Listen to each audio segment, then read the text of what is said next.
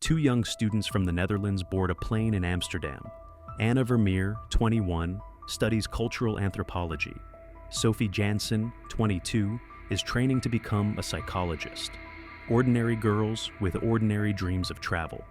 They have no idea they've just bought a one-way ticket. It's April of 2014. Panama greets them with tropical heat and the kind of humidity that makes clothes cling to your skin. They rent a small room in Boquete, a town at the foot of the Baru volcano. It's a popular stop for travelers, a place that feels safe. Anna and Sophie plan to spend a few weeks here, learning about the local culture and helping at a school for children from low-income families. On the 1st of April, they wake up early. The morning promises sunshine. Over breakfast, they decide to take a hike along the famous Pianista trail. It's an easy route, one of the most popular among tourists. Local guides often lead groups there. What could possibly go wrong? By 10:30, the girls leave their hostel. Anna wears jeans and a red tank top. Sophie has on shorts and a blue t-shirt.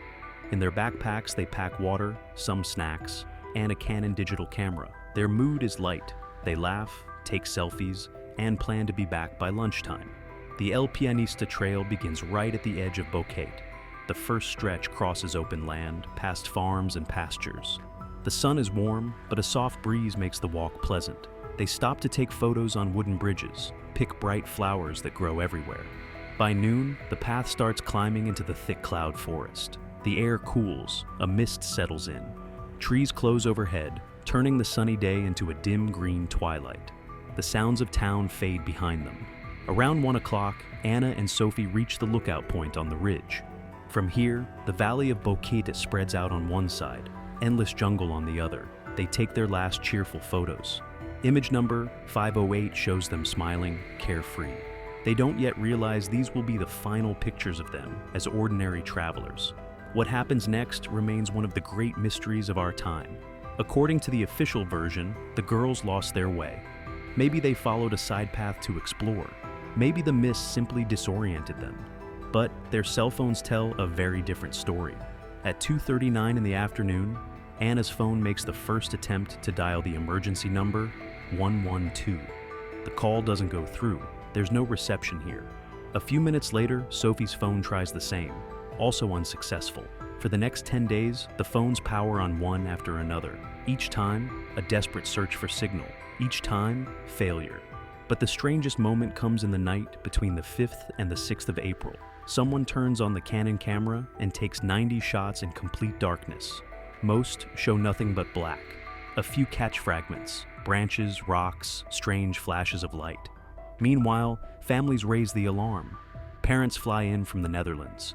Local authorities launch a full-scale search. Dozens of rescuers with dogs move through the jungle. Helicopters sweep overhead. Every meter of the Pianista trail and its surroundings is scoured. The result? Nothing. 2 weeks later, a local finds the girl's backpack on the bank of a mountain river, miles from the trail. The pack looks almost untouched, as if someone had just set it down. Inside are money, sunglasses, phones, and the camera, everything intact. It feels deliberate, as though someone wanted these items to be discovered. Experts pull the memory card from the Canon. Over 100 photos piece together the story of that ill-fated walk. The first shots are cheerful, carefree. The last daylight frames are stamped April 1st, around 2 in the afternoon. Then, a gap. Nothing until those eerie night photos of April 5th. And one detail stands out. The image labeled number 509 is missing. The file has been erased, and not by accident. Forensic attempts to recover it fail. What was on that photo? And why did someone decide it had to be deleted? The night photos from the camera become the focus of intense scrutiny. Experts zoom in on every pixel, searching for the smallest clue. In one image, a strand of Anna's hair. In another, a trash bag tied to a branch. Why? Could the girls have been trying to signal rescuers? But let's step back.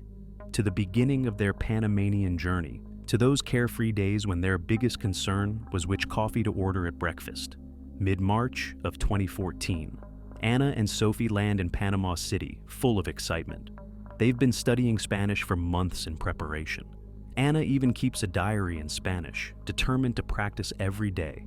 Sophie is more drawn to photography. her Instagram already filled with vibrant shots from trips across Europe. They spend their first week in the capital, adjusting to the climate and soaking up the culture. They pore over maps, sketch out routes, buy gear for the road ahead. Anna picks sturdy hiking boots. Sophie opts for light, comfortable sneakers, a choice that will later take on unexpected significance in the investigation. Local travel agencies tempt them with endless options. Caribbean islands with white sand beaches, national parks alive with waterfalls and exotic birds, volcanoes you can climb in a single day. The choices are overwhelming, the time too short. Still, their trip isn't only about sightseeing. They've arranged volunteer work with a local nonprofit, planning to teach English to children in Bouquet, a goal that gives their travels a deeper purpose. On the 24th of March, Anna and Sophie board a bus bound for Bouquet. The ride takes hours through winding mountain roads. Out the window, banana plantations, coffee farms, small villages. The higher they climb, the cooler the air becomes. After the swelter of the capital, the crisp mountain breeze feels like a gift. Bouquet greets them like a traveler's paradise. The town sits in a lush valley, 1,500 meters above sea level. Here, it feels like spring all year round. Mild days in the low 70s, cool nights, perfect for long walks and endless exploring. The locals are warm and welcoming. In Bouquet's bars and cafes, expats from the United States and Europe gather. Many have moved here to retire. Imagine it, the cost of living a fraction of what it is back home, with a climate that feels like a dream. Anna and Sophie quickly connect with this colorful international crowd. They rent a room in a small family-run guest house on the edge of town. The owners, an elderly Panamanian couple, treat the girls like daughters. Every morning, they serve tropical fruit at breakfast, things you'll never find fresh in the Netherlands. Anna tastes dragon fruit for the first time and spends the whole day raving about it. The first days are filled with small discoveries. They wander through Bouquet's center, snap photos by monuments, browse the markets. Sophie picks out a bright Panamanian scarf. Anna buys a handmade bag. Simple joys of travel. But on the 29th of March, plans shift. The school where they were supposed to volunteer announces a delay. Technical issues, lack of supplies. The reasons are vague. The program is pushed back a week, maybe longer. For some, it would be a disappointment. For Anna and Sophie, it feels like a gift. Suddenly they have a week wide open, a week for real adventure, the kind of moments you remember for the rest of your life. At the local information center, they pore over maps of hiking trails. One route stands out immediately, El Pianista. The name translates to the Pianist Trail, romantic, mysterious. It promises sweeping views of the valley and requires no special training, perfect for two young travelers from Europe. A local guide points to the start of the trail on the map, just a 30-minute walk from their hostel. The first stretch crosses open farmland before climbing into the cloud forest. At the highest point, there's a lookout with breathtaking views.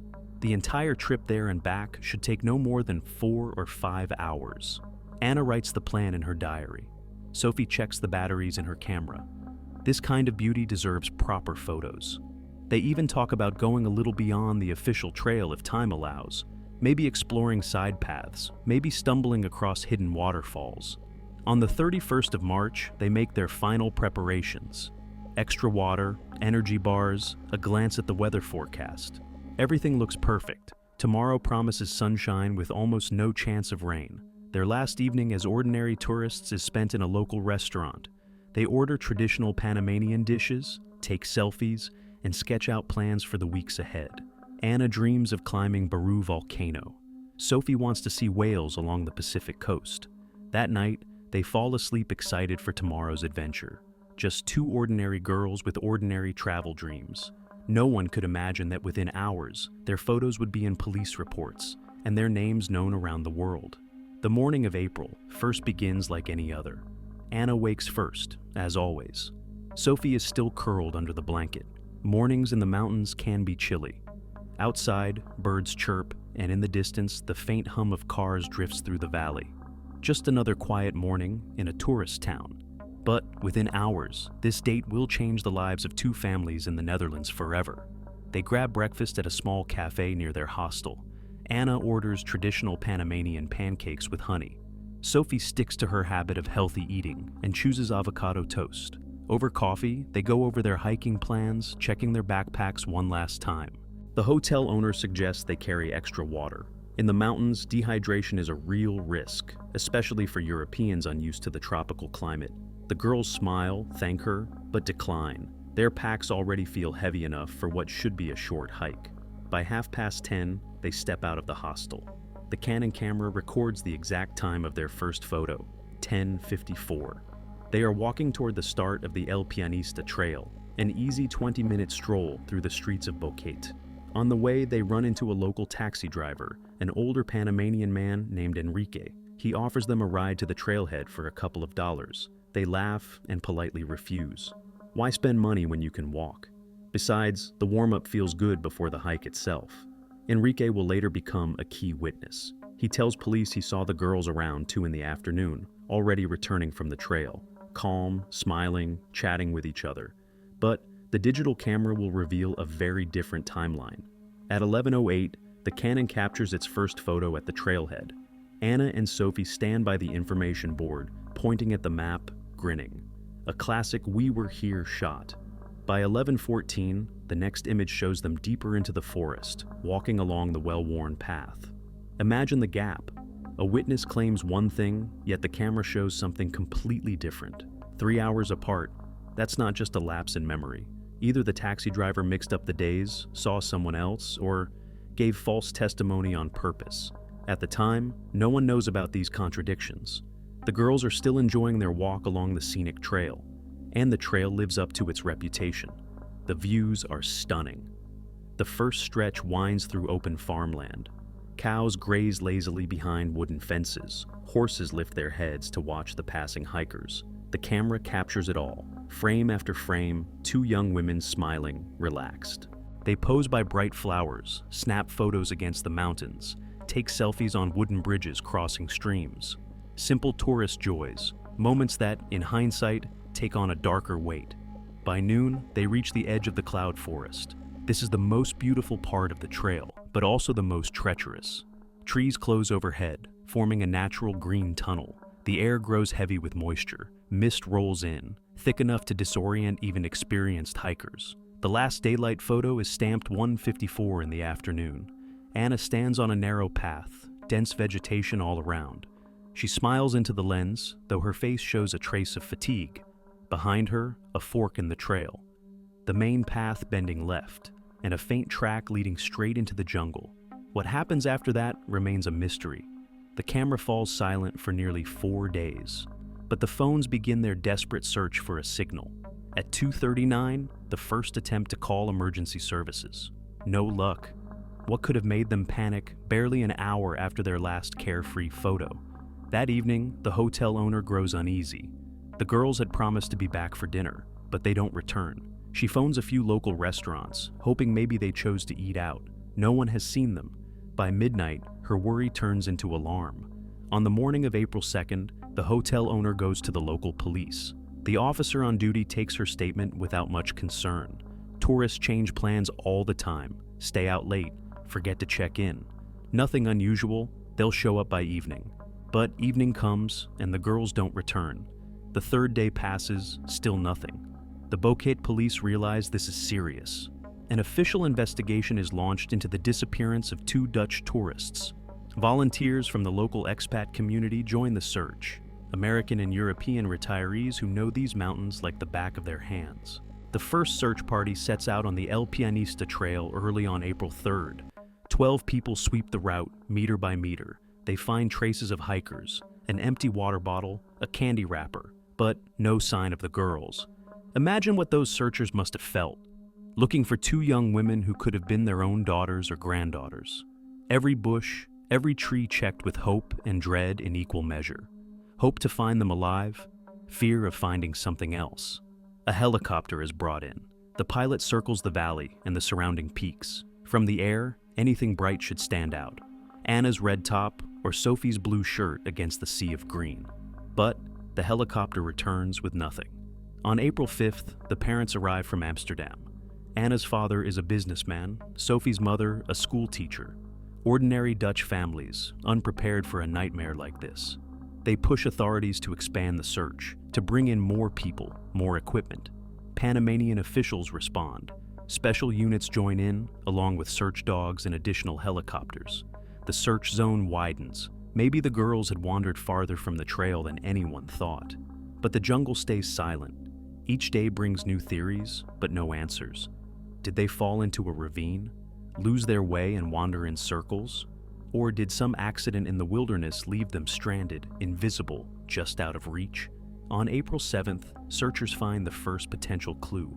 A local spots unusual footprints along the banks of the Quebrada del Culebra River, miles from the trail, prints that could belong to European hikers. The search team shifts its focus to the area, but hope quickly fades. The tracks lead into the water and vanish. The river here is wide and deep, with a strong current. Crossing on foot would be nearly impossible, especially for inexperienced hikers. Another dead end. On April 10th, the parents give their first interview to local media. Anna's father struggles to hold back tears as he speaks about his daughter. Sophie's mother shows photos, smiling girls by Amsterdam's canals, in university classrooms, surrounded by friends. Ordinary lives suddenly cut short somewhere in the Panamanian jungle. Yet the girls' phones still show signs of life. Every day, sometimes several times a day, someone tries to power them on and connect to the network. The batteries drain slowly, suggesting the phones are being used sparingly, only for emergency attempts. It fuels hope that the girls are alive, fighting to find their way out. On April 11th, the parents make a desperate move. They announce a reward of $30,000 for any information about their daughters, an enormous sum by Panamanian standards, where the average monthly wage is just $500. The offer spreads across the country within hours. Local radio repeats the announcement every half hour. Evening news broadcasts the girls' photos. Online support groups spring up, flooded with thousands of messages from people around the world. The effect is immediate. The Bouquet police begin receiving dozens of calls every day. Someone claims to have seen 2 European women on a bus heading toward the Costa Rican border. Another says they met them in a remote mountain village. A third describes suspicious men asking questions about foreign tourists. Every lead has to be checked. Police drive across the province, questioning witnesses, reviewing security footage. Most tips turn out to be false. People mistake the girls for other travelers, or some are simply chasing the reward. Still, nothing can be ignored. From the Netherlands, a team of experts arrives: forensic specialists, investigators, search and rescue professionals. Dutch authorities don't fully trust the local police and want the case in their own hands. Tensions rise. Panamanian officials bristle at the implication of incompetence. The Dutch team starts from scratch. They re-interview witnesses, analyze the last known photos, chart detailed maps of possible routes. Careful, methodical work, and yet no progress. Meanwhile, the searches continue. Volunteers from around the world join in. American veterans, German climbers, British cavers. Each feels a duty to help find the missing women. International solidarity in action. But the Panamanian jungle is no European forest. It's a maze of dense vegetation, cliffs, rivers, and ravines, stretching for thousands of square kilometers. Visibility shrinks to just a few meters. You could pass within arm's reach of someone and never know it. The rescuers are painfully aware. They're looking for a needle in a haystack the size of a country. April ends with no results. May passes the same way. The families refuse to leave. They rent a house in Bouquet, turning it into a command post. Maps pinned to the walls, photos spread across tables, documents stacked high. The scene looks like something out of a detective drama. And then, a breakthrough. June 14th. Early that morning, a local woman named Rivera Franco heads out to check her rice fields near Alto Romero, 14 kilometers from the El Pianista trail, in the opposite direction of the searches. Between the rice terraces, she notices something strange. A blue backpack sitting neatly on the path, as if someone had placed it there on purpose. Nearby lie scattered items, a pair of sunglasses, some shoes. Rivera realizes instantly this could be connected to the missing tourists. The woman doesn't touch the find. She hurries to the nearest village and alerts the police. Within an hour, an investigative team arrives. What they uncover shocks even seasoned detectives. The backpack is in perfect condition. No sign it had been lying in the jungle for 2.5 months. The fabric is clean, the zippers slide smoothly. Inside, The girls' belongings are neatly packed: cash, credit cards, passports, sunscreen, a Canon camera, and 2 cell phones. Think about it. More than 70 days in a tropical climate where it rains almost daily, where humidity eats through everything. Any fabric should be moldy by now, any metal corroded, yet the pack looks as if it had been bought yesterday. The money is especially baffling. $60 in cash and several credit cards lie untouched in a side pocket. In Panama, where the average monthly income is only a few $100s, that amount equals a full month's pay. What thief would leave it behind? The Canon camera becomes the investigators' greatest hope. They carefully remove the memory card and send it to a forensic lab in Panama City. If the girls took photos after their disappearance, those images could finally reveal what happened. But even before the analysis, strange details emerge. On the fabric and the zippers, investigators find fingerprints, none of them belonging to Anna or Sophie. Someone else had clearly handled the bag. Who and why? DNA testing deepens the mystery. Traces of genetic material from at least 3 people are present. One sample belongs to Anna, another to Sophie. The third remains unidentified. The Panamanian police database shows no match. But the most startling revelation comes a little later. Rivera Franco, the woman who found the backpack, admits something unbelievable to investigators. Before handing it over to police, she washed it. She wanted to clean it up, the way she would with any found item. She had no idea what she'd done. In the process, she destroyed what could have been crucial evidence: traces of soil, plant pollen, microscopic particles that might have pinpointed where the backpack had actually spent those 2.5 months. Forensic experts are left shaking their heads. A single misstep that could compromise the entire investigation. So, the question arises, was it really an accident? Rivera is a simple farmer, unfamiliar with forensic science. For her, washing a dirty bag would have been second nature. Or did someone suggest it? Hint that it might be better that way? Her interrogation brings no clarity. She insists it was her own decision, that no one told her what to do. She only wanted to be helpful, to return the bag in good condition. Still, investigators remain uneasy. The location itself raises further questions. Alto Romero lies in the opposite direction from the El Pianista trail. To get there from the place the girls vanished, you would have to cross mountain ridges, rivers, dense jungle. For 2 inexperienced travelers, the journey would take days, if it were possible at all. How could they have made it that far? And if they did, where were they? Why was the backpack left on a rice field path, while its owners were nowhere to be found? Analysis of the site adds yet another layer of doubt. The rice fields of Alto Romero sit close to a village. Locals walk that trail regularly.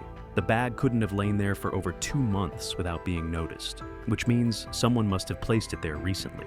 Investigators question every villager. No one remembers seeing the backpack before. No one recalls 2 European tourists passing through. In a community this small, where everyone knows each other, the arrival of outsiders would never have gone unnoticed. But the digital camera isn't the only source of chilling revelations. The real surprises come from the girls' phones. Forensic experts recover data from the memory card quickly, but the most unsettling details emerge from the call logs of the 2 devices: Sophie's Samsung Galaxy and Anna's iPhone 4. Together, they create a precise second-by-second record of the final days. The first attempt at an emergency call is logged at 4:39 in the afternoon on April 1st. Anna's iPhone tries to connect to the Dutch emergency number 112. The call fails. There's no signal in the jungle. 4 minutes later, Sophie's Samsung makes the same attempt. Again, nothing. Picture it. Just hours after setting out, they already know something is wrong. They're desperately trying to reach rescue services, but here in Panama, cell towers only cover larger towns. On April 2nd, the phones switch on again. At 6:58 in the morning, Anna's iPhone searches for a signal. No luck. At 10:16, Sophie's Samsung does the same. They repeat the process every few hours throughout the day. Methodical, deliberate. Each time, failure. Then, a breakthrough on April 3rd. At 9:33, Sophie's Samsung catches a signal for a single second, long enough to automatically dial Panama's emergency number, 911. But the connection drops after 2 seconds. Too short to transmit coordinates, too short to even speak. That fleeting call is the only proof the girls are still alive on the third day after their disappearance. The emergency operator records the incoming attempt, but hears only static before the line cuts out. Cell engineers try to trace the location. The call was picked up by a tower near Boquete, but the coverage spans dozens of square kilometers. It's like searching for a pin on a football field. By April 4th, activity dwindles. Sophie's Samsung powers on just twice, at 9:33 and 2:35. Anna's iPhone stays silent until evening, then searches for a signal at 5:31. The batteries are fading. Every attempt is rationed, every flicker of power precious. But on April 5th, something strange happens. Sophie's Samsung powers on for the last time at 1:37 in the afternoon. After that, nothing. The battery is gone forever.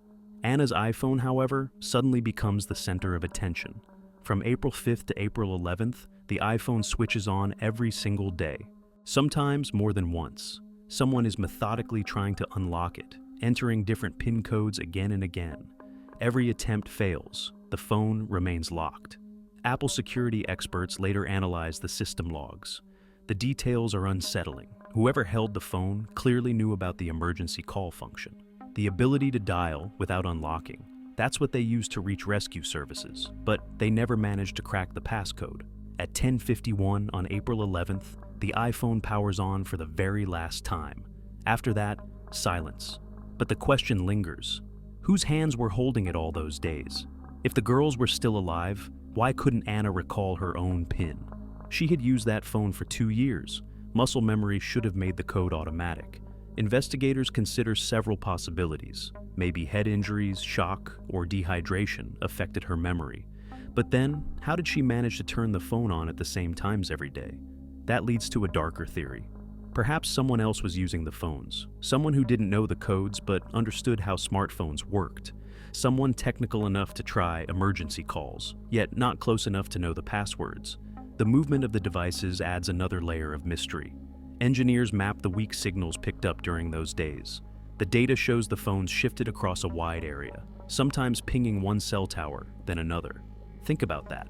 Over 10 days, the devices appear within a range of dozens of kilometers from the original point of disappearance.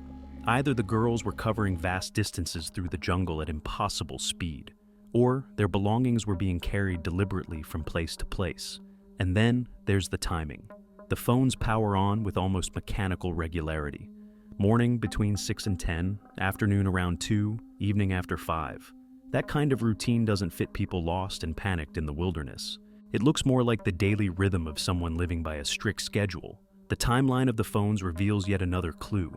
Anna's iPhone never stays on for more than a few minutes at a time, just long enough to search for a signal and attempt a call. Then it shuts down, conserving precious battery. But there are exceptions.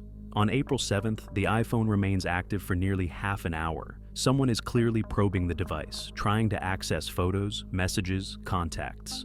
But iOS security holds firm. Without the PIN, nothing opens. Forensic specialists dig deeper, attempting to recover deleted files. Perhaps someone erased incriminating information, but the results disappoint. There are no signs of deletion. The phones look untouched, as if their owners had simply stopped using them. Location data adds another unsettling piece. Even without internet, the phones occasionally log GPS coordinates. When mapped, the pattern is chaotic. The devices drift close to civilization, then veer deeper into jungle. No logic, no clear push toward inhabited areas, as if someone were deliberately leading them in circles. And then comes the final day of activity. April 11th. At 10:51 in the morning, the iPhone powers on and makes one last attempt to call emergency services. The call fails, the phone shuts down, and after that, nothing, ever again. Here's the most troubling part. By that date, the battery should have been drained. An iPhone 4, used sparingly, might last a week in standby mode. By April 11th, it should have been long dead. Yet when investigators recover it, the device still holds about 20% charge, which means someone had been recharging it with an outlet or a power bank. These technical details paint a picture very different from the official story of 2 lost hikers. The phones behave not like the tools of desperate tourists, but like devices carefully managed by someone who knew exactly what they were doing. But the most haunting revelations come not from the phones, but from the Canon digital camera. In a lab in Panama City, experts extract every last byte from its memory card. 133 photos that tell a story so disturbing, it chills even the most hardened investigators. The first 90 photos look like any other travel album. Two smiling girls posing against mountains, snapping selfies by a waterfall, capturing exotic flowers and birds. The final daylight image, number 508, is stamped April 1st at 1:54 in the afternoon. Anna is standing on the trail, smiling into the camera, and then a void. File number 509 is missing, not corrupted, not damaged, deleted, and not in the casual sense of pressing a button. Forensic analysis shows the file was overwritten, permanently erased. Even the most advanced recovery tools can't bring it back. Adobe and Canon specialists join the investigation, digging into the card's file system, analyzing metadata. Their conclusion is shocking. File 509 wasn't just erased, it was destroyed using specialized software. Think about that. Someone didn't just delete a photo in the camera menu. They used professional tools designed for permanent data removal, the kind of tools known only to IT professionals or people serious about digital security. So, what was on that photo? Timestamp analysis shows it should have been taken just minutes after 508. What did the girls capture in the jungle that someone thought had to be erased forever? The next surviving image is number 510, dated April 8th at 1:29 in the morning. Nearly a full week later, 7 days of silence, and no explanation of what happened in between. Then come the night photos. From April 8th into the 9th, someone takes 90 pictures in complete darkness. Only the built-in flash cuts through the black.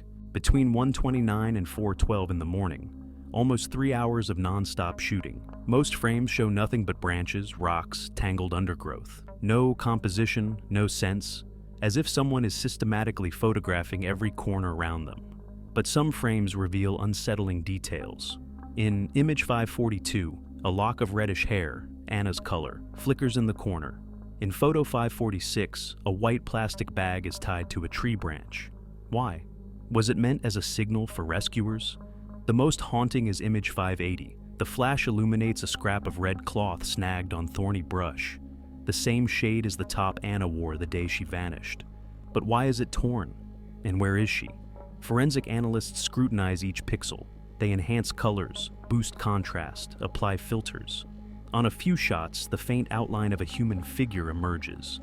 But the images are too blurred, too fragmented to identify who it is. The geography of the night photos raises even more questions. By studying the vegetation and terrain, botanists conclude the images were taken in a rocky ravine thick with undergrowth. The plants are typical of highland Panama at altitudes between 2 and 2,500 meters. But the El Pianista trail runs far lower, around 1,500 meters. How did the girls end up in a completely different climate zone? And if they reached that altitude, why couldn't they find their way back? Analysis of the flash shadows provides another clue. By reconstructing the angles of trees and rocks, experts determined the photos were all taken from the same spot. Someone stood still for 3 hours, methodically snapping the darkness. That's not normal behavior for lost hikers. Most would move constantly, searching for a trail, a landmark, any way out. But here, someone stayed in place, photographing over and over. Why? One theory is that the girls were documenting their surroundings for rescuers. Detailed photos could, in theory, help a search team pinpoint their location. But if that was the goal, why do it in the middle of the night, when visibility was at its worst? Another, more sinister possibility. Someone was surveying a crime scene, systematically recording evidence, examining the area, searching for something specific. But what? And why at 3 in the morning? Technical details deepen the mystery. The Canon PowerShot SX270 battery is built for roughly 200 to 250 flash shots. After a week of use, it should have been nearly drained. Yet 90 nighttime photos were taken without issue. That suggests either the camera was recharged with an external source or spare batteries were carried. Both point to preparation. Lost tourists don't wander with backup power in the jungle. Even the camera settings are suspicious. During the night session, the device was switched into manual mode, optimized for low-light shooting. Anna enjoyed photography, but was she skilled enough to adjust such technical settings under duress? And then there's the audio. The Canon records tiny sound fragments whenever it powers on or off. The files capture the jungle, insects buzzing, wind rustling leaves, distant bird cries, but not a single human voice. Why the silence? No whispered plans, no words of comfort, not even a gasp. Silence in such a moment runs against human instinct. In fear, people talk. They encourage each other. They say something. But here, nothing at all. The final night photo is taken at 4:12 in the morning. After that, the camera falls silent forever. Maybe the battery died, or maybe someone simply chose not to use it again. But why exactly at that moment? What happened in the Panamanian jungle at 4:30 in the morning? Experts work to pinpoint the exact location of the night shoot. They compare the images with satellite maps, study distinctive rocks and trees, analyze the terrain. It's painstaking, like piecing together a 1,000-part puzzle. The result is startling. The night photos were taken roughly 8 kilometers from the Pianista trail, near the Quebrada River Canyon, a rugged, near-inaccessible area, even for experienced climbers. How could 2 young students have ended up there? Search teams immediately head for the canyon. They comb every meter, scour the riverbanks, check caves and crevices. They find items, a plastic bottle, scraps of fabric, a metal button. But were they connected to the missing girls? No one can say for sure. A deeper analysis of the photos reveals even stranger details. In image number 550, bright red plastic bags are clearly tied to tree branches, 2 meters off the ground. Not random litter, carefully placed markers. Think about that. Someone deliberately hung those bags, methodically creating visible signals in the forest. It would take time, energy, and a plan. Not the panicked behavior of 2 lost hikers. In frame 561, the flash catches a small mirror propped against a tree trunk. An ordinary makeup mirror turned into a sunlight reflector. A classic survival technique, the kind taught in rescue courses, but the most shocking detail appears in photo 565. Several strands of reddish hair rest on a rock, as if cut clean with scissors. The hair looks dry, smooth, freshly trimmed. Nothing like hair that had spent a week in the jungle. It shines as though it had just come from a salon. How could that be? After 7 days in the rainforest, hair should be tangled, matted, dirty. Yet here it looks pristine, like it belonged to a doll from a toy store. Either the photo was taken somewhere else, or the hair was placed there much more recently. The next frame shows a strange construction of branches and leaves. Someone has woven the shape of an arrow, pointing in a clear direction. Nearby lie small white scraps of paper, maybe torn notebook pages, maybe part of a map. Another desperate attempt, perhaps, to guide rescuers toward the spot. Yet all these signal markers are found deep in the canyon, far beyond the reach of search helicopters. Who were they meant for? Who could possibly have seen them in such a remote place? Forensic teams examine every object under magnification. On one plastic bag, faint traces of fingerprints appear, blurred by rain, impossible to identify. On the mirror, fibers are discovered that might match the girl's clothing. The most mysterious find is a small cross laid out in white stones on a flat slab of rock, about 1 meter long, carefully built from evenly sized stones. The work would have taken hours of patient effort. But why spend precious time and energy making a stone cross? Was it a religious symbol, a signal to rescuers, or something else entirely? Theories multiply, answers do not. Analysis of the timestamps on the night photos reveals something chilling. Some images were taken exactly 10 seconds apart. Mechanical precision, as if someone was following a strict program. 1:29 and 10 seconds. Photo 5:10. 1:29 and 20. Photo 5:11. 1:29 and 30. Photo 5:12. And on it goes, without a single second of deviation. That kind of accuracy is impossible with manual shooting. It would require either a timer or an intervalometer. But the Canon PowerShot SX270 has no 10-second interval option. Its settings allow only 2, 5, or 30 seconds. So, where did the 10-second spacing come from? Another anomaly lies in the quality of the shots. In pitch darkness, handheld photos should blur, especially if the photographer is scared, cold, exhausted. But these night images are razor sharp, not a trace of shake.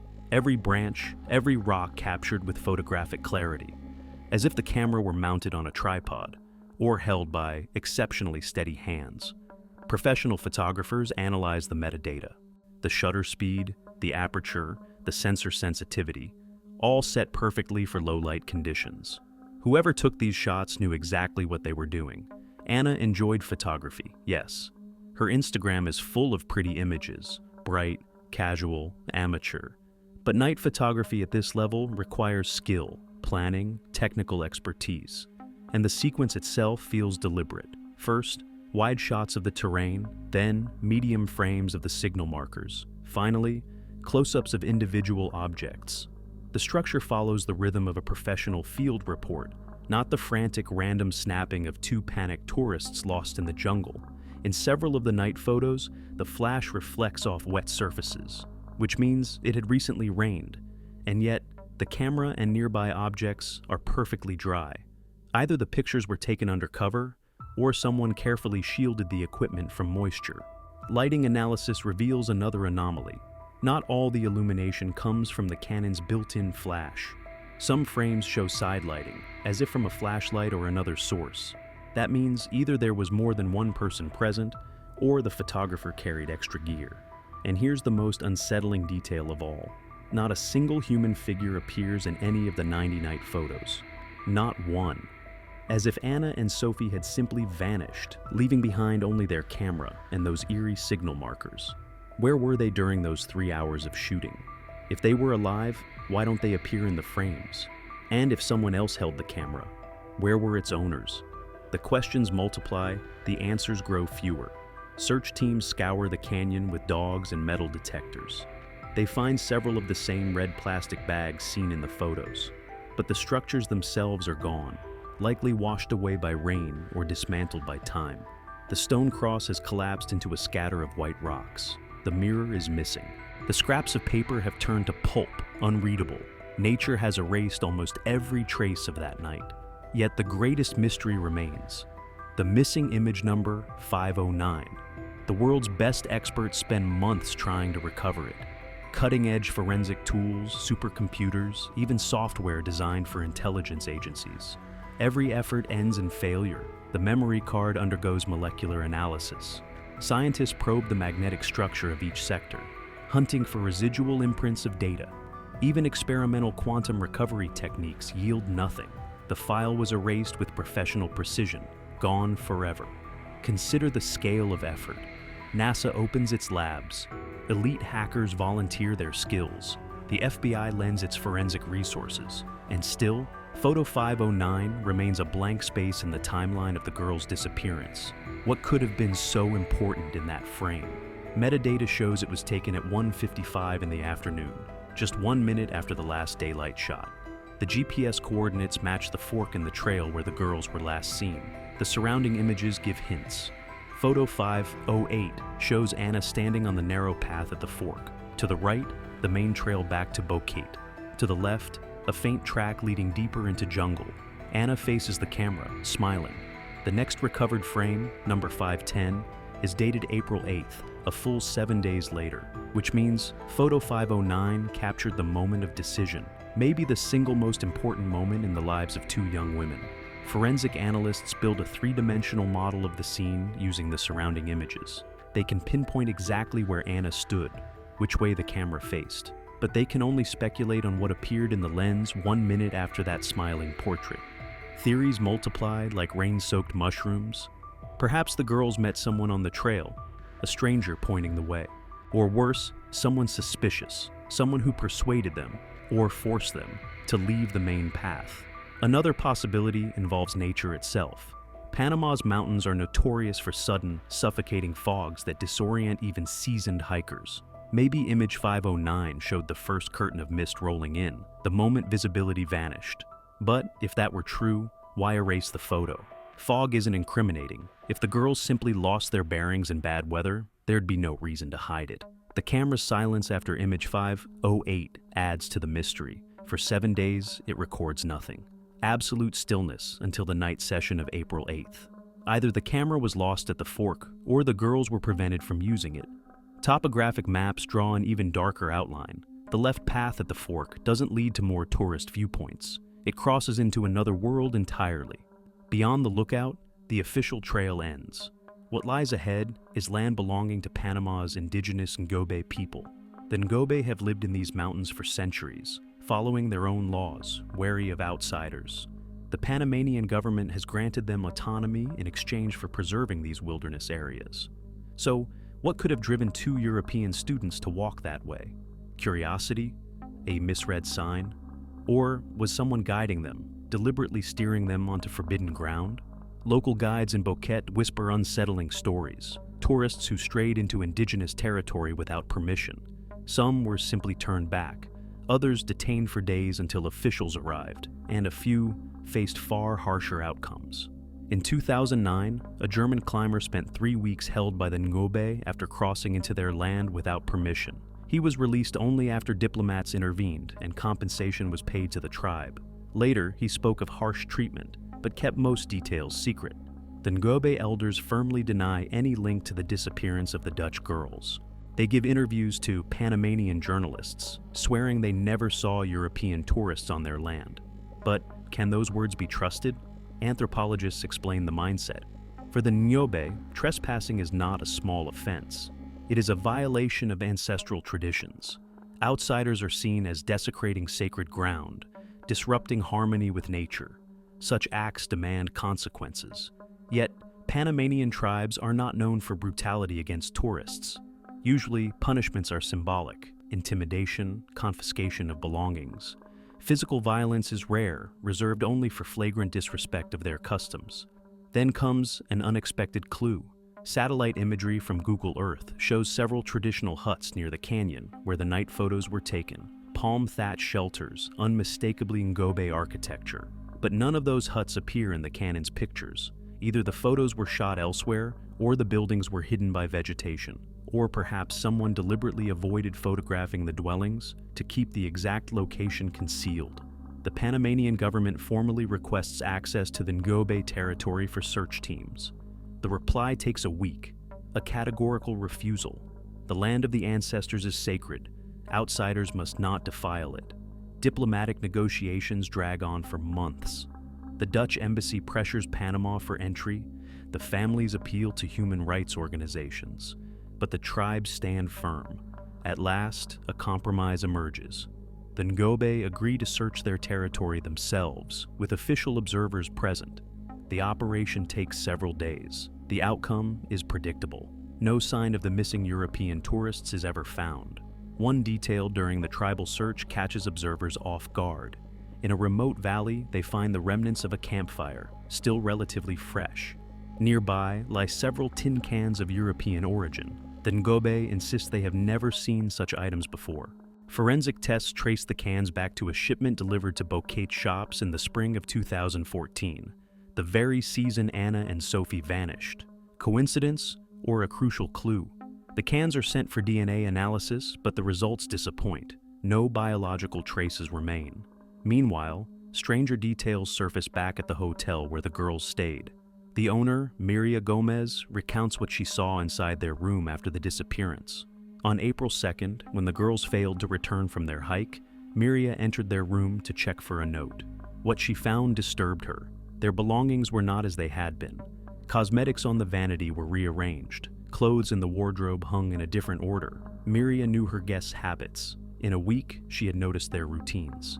Anna always kept her toothbrush on the right side of the sink. Sophie's was on the left. Now they were reversed, a small change, but telling.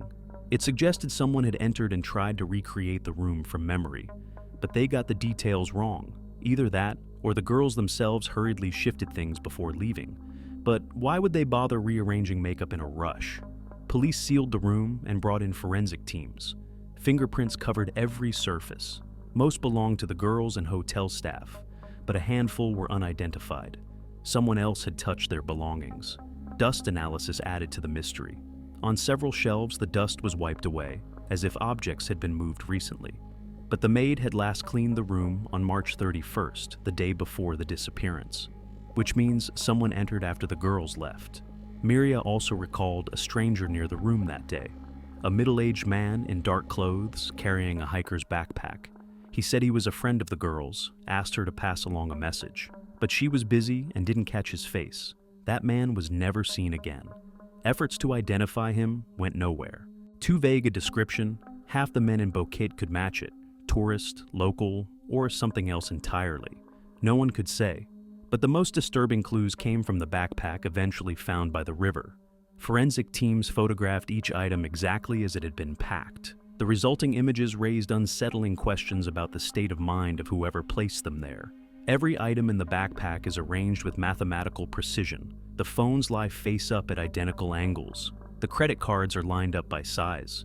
Even the coins are sorted by denomination. No one under duress packs this way. Anna and Sophie were ordinary students, not obsessively tidy. Their hotel room had always looked lived in. Clothes tossed here and there, a half-finished cup of coffee left on the table. Yet the backpack is organized like a shop display. The cosmetics are especially peculiar, tubes of cream laid out from largest to smallest, hair clips aligned in perfect parallel rows, evenly spaced, the work of someone with compulsive tendencies, or a professional habit of strict systematization. In a side pocket, investigators find scraps of notebook paper, neatly rolled into tubes. Pencil marks are visible, but the rain has blurred the writing beyond recognition. Handwriting experts attempt to reconstruct even single letters, but the effort fails. Chemical tests on the paper, however, uncover something unexpected. The sheets were not made in Panama, but in Europe, specifically in the Netherlands, at a factory that supplies Amsterdam's university bookstores. Coincidence or a critical link? Forensics show the paint is polymer-based, manufactured in Europe. Where could the girls have obtained European paint in the Panamanian highlands? Local shops sell only cheap Chinese products. Imported materials are rare, expensive, and available only in the capital. The contents of their clothing add yet another layer of mystery. In the pocket of Anna's jeans, investigators find several coarse, dark hairs, not European in type. DNA tests reveal they belong to a male of Mongoloid ancestry. Panama is home to a mix of ethnic groups, Spanish descendants, Africans, indigenous peoples. But Mongoloid features are found mainly among certain native tribes, which suggests the girls may have come into contact with members of the local population. In Sophie's jacket pocket, investigators discover a tiny fragment of tree bark. Botanists identify it as balsa, a species that grows only in certain parts of the rainforest and only above 2,000 meters in elevation. But the El Pianista trail runs far lower. To find such a tree, one would have to climb into high mountain zones, well beyond the reach of ordinary tourists. So, how did a piece of balsa bark end up in Sophie's pocket? The most baffling discovery, though, is microscopic traces of gold embedded in the folds of the backpack fabric. The metal is of high purity, nearly flawless. Panama does have gold mines, but they lie hundreds of kilometers away, in entirely different regions of the country. Where could the gold have come from? Jewelry is ruled out. The girls carried none. That leaves two possibilities: direct contact with gold-bearing rock, or presence at a site where the metal was being mined. But officially, no mining takes place anywhere near the disappearance site. The area is protected and industrial activity is banned, which means either illegal mining is happening in secret or the gold has some other unexplained origin. Each forensic test brings not clarity, but more questions. Dozens of small, disjointed details that refuse to form a coherent picture, as if the evidence itself had been scattered deliberately, designed to confuse investigators. And then, the jungle yields yet another clue. In August of 2014, a search team in the canyon finds a plastic bag containing scraps of food, European-made, another fragment in a puzzle that only grows darker. Inside the bag are wrappers from cookies and energy bars, the very same brands Anna and Sophie had bought in Bouquet. But the condition of the packaging puzzles investigators. They don't look like they've spent 4 months in the jungle. At most, a few weeks. Tropical weather is merciless on fragile materials. Paper wrappers should have disintegrated, the ink faded, the plastic gone brittle. Yet these labels remain legible, the plastic still supple. Either the bag was dropped there recently, or it had been stored in protected conditions before being placed. In September, a local farmer brings the police another disturbing find. At the edge of his land, he discovers a pair of insoles from trekking boots. The size matches Anna's shoes, but the boots themselves are missing. Picture it. Someone carefully removed the insoles and left them miles away from the main search area. Why? To mislead investigators? To point them in a new direction? The insoles go in for DNA testing. Results confirm Anna's genetic material, but there are also traces from someone else. The fingerprints are smudged beyond recognition, impossible to identify. Then, in October, comes perhaps the strangest discovery of all. A group of German tourists stumble across an abandoned hut. Inside, they find a bundle of reddish hair, tied neatly with a blue ribbon. The color matches Anna's. The ribbon is identical to the one she wore on her wrist the day she vanished. The hair is sent to some of the world's top laboratories. The results stun even veteran investigators. DNA proves it belongs to Anna, but the condition is inexplicable. The strands look clean, shiny, freshly washed. Not like hair that had endured months in the rainforest.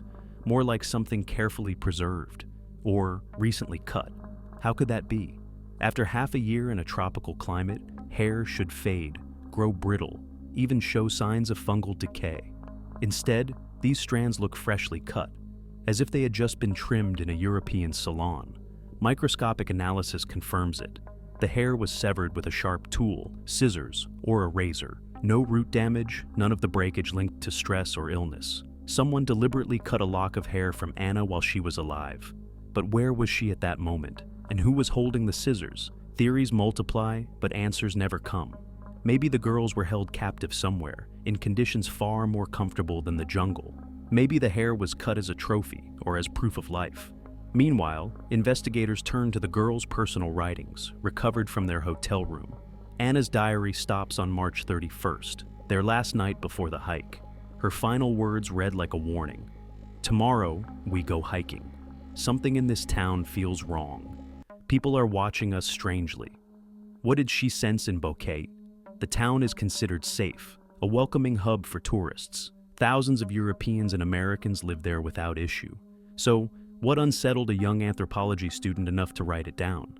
Sophie's notes are even more troubling. She kept her diary in English, jotting down impressions of the people they met. On March 30th, she wrote, "Met an interesting man in a cafe. He offered to show us secret places in the mountains. Anna seemed interested." Who was this man? Investigators chase the lead, but it goes nowhere. The description is too vague. Middle-aged, dark-haired, pleasant-looking. Half the men in Bouquet fit that profile. Then comes the most shocking discovery. Forensic analysts comb through every image on the girl's camera. In one of the early shots, taken casually in a Bouquet cafe, two unfamiliar men appear in the background. They sit at the next table and seem to be listening closely to the girl's conversation. Experts enlarge and enhance the image, applying every available technique. The men's faces come into focus. One appears to be a local in his early 40s, with features typical of the region's indigenous peoples. The other looks European or American, perhaps a tourist. They show the photo to residents across Bouquet, but no one can identify the men. Either they were just passing through, or locals are unwilling to talk. In a small town where everyone knows everyone, that kind of anonymity feels suspicious. Their body language in the image is odd too. They seem to be listening in on the next table, glancing at the girls now and then, careful not to draw attention. It is the posture of people conducting quiet surveillance. A review of other images on the camera turns up something even more troubling. The same dark-haired man appears in the background of 3 more photos taken on different days and in different parts of Bouquet. Coincidence or deliberate tailing? In the shot from the 29th of March, he stands outside a shop while the girls buy supplies for the hike. In a photo from the 30th of March, he is near their hotel. In the final image from the 31st of March, he is visible in the crowd on the central square. Too many overlaps to dismiss as chance. Police issue an alert and circulate his image to every station and checkpoint. But the man seems to vanish. No one reports seeing him after the 1st of April, the day the girls disappeared. The investigation grinds to a halt. 10 months of intensive searches, hundreds of interviews, thousands of leads, and still no definitive answer. The disappearance of Anna Vermeer and Sophie Janssen remains one of the most baffling mysteries of our time. The evidence contradicts itself. Technical data clash with witness accounts. Each new theory collapses under scrutiny. It feels as if someone deliberately knotted the trail, building a labyrinth of false leads and conflicting facts. What really happened in the Panamanian jungle on the 1st of April, 2014? Were Anna and Sophie simply the victims of a tragic accident, lost in unfamiliar terrain? Did they fall into the hands of people with darker intentions? Or does their story hide something even more extraordinary? Their families continue the search to this day. They have not given up hope of finding answers. Maybe one day, the jungle will give up its secrets. Until then, the story of Anna Vermeer and Sophie Janssen stands as a warning. Even the most ordinary hike can take an unpredictable turn. Their disappearance shows how quickly a simple trip can become a mystery that grips the world for a decade. If this story has caught your attention, give the video a like. It truly helps the channel grow and bring more of these unsolved cases to light. And make sure you subscribe so you don't miss the next story about strange disappearances and enduring mysteries. In the comments, tell us which detail struck you as the strangest. Maybe together, we can find clues hidden in plain sight, things even seasoned investigators have overlooked. Your perspective matters because sometimes it's a fresh pair of eyes that uncovers the missing piece of the puzzle.